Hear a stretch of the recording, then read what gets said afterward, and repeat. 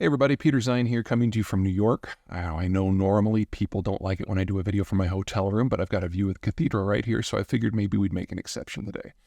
Today we're going to talk about distribution channels and specifically why I'm leaving Twitter completely. Three things. First of all, I used to love Twitter because it provided me access to firsthand information in places that the mainstream media, for whatever reason, couldn't or wouldn't go. The best example I can give you is the Ukraine war. As technologies become more important in global media, the number of people who are employed in that space has dropped. And so there's a lot fewer eyes and fingers touching any particular story. That is one of the reasons why we have a lot more opinion in our news than we used to, and a lot less fact checkers, fewer editors, fewer people who see anything.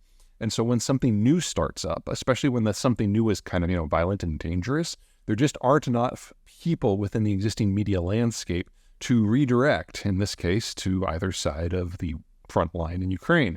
And so Twitter was where individuals who had personal context in the area could provide information. And sure, there's a lot to vet, but the point is it was a source of information.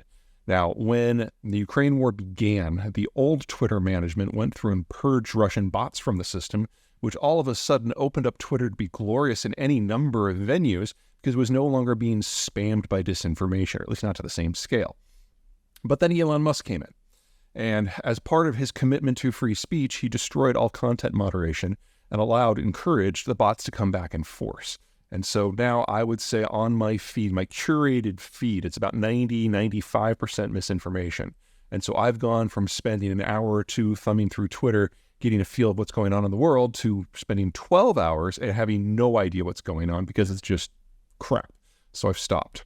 The second big issue has to do with interaction. Now, part of the thing that was wonderful about old Twitter is the people who were providing that firsthand information were accessible.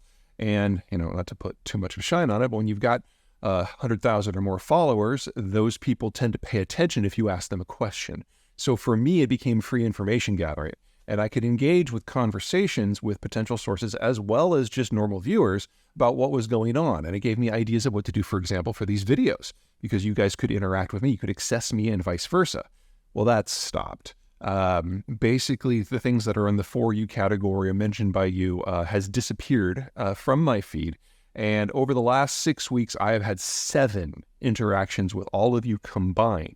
Now, if you want to spam me with porn bot, that gets through. And if you want to launch a crypto scheme and see if I'll fall for it, that gets through. And if it's a porn-themed crypto scheme, that absolutely gets through. But it's gone from being one of the most rewarding parts of my job to just complete a time suck and a waste of everything that I do. So that's gone. And then there's third is Elon Musk himself. What a wanker.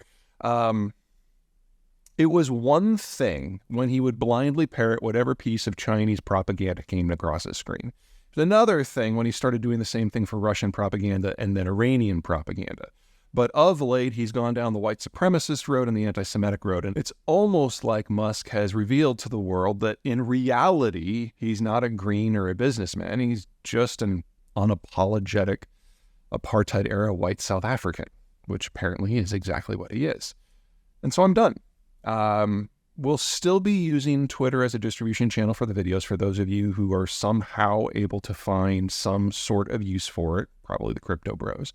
But for everybody else, I would just underline that the fastest way, the most reliable way to get the videos is to sign up for the newsletter. It's www.zeihan.com/newsletter, zeihan.com/newsletter, which is always the first place that the video goes, before Twitter, before YouTube, before everything else.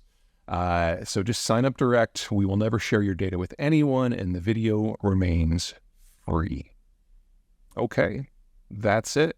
I'll see you around. I'll still be checking in on Twitter every few weeks to see if anything's changed, because, God, it certainly can't get worse is my thinking, but then it keeps getting worse. But who knows? Maybe we'll have a change in management. Maybe we'll have a change in policy, and it'll be some version of what it used to be. But until then, newsletter. All right, take care.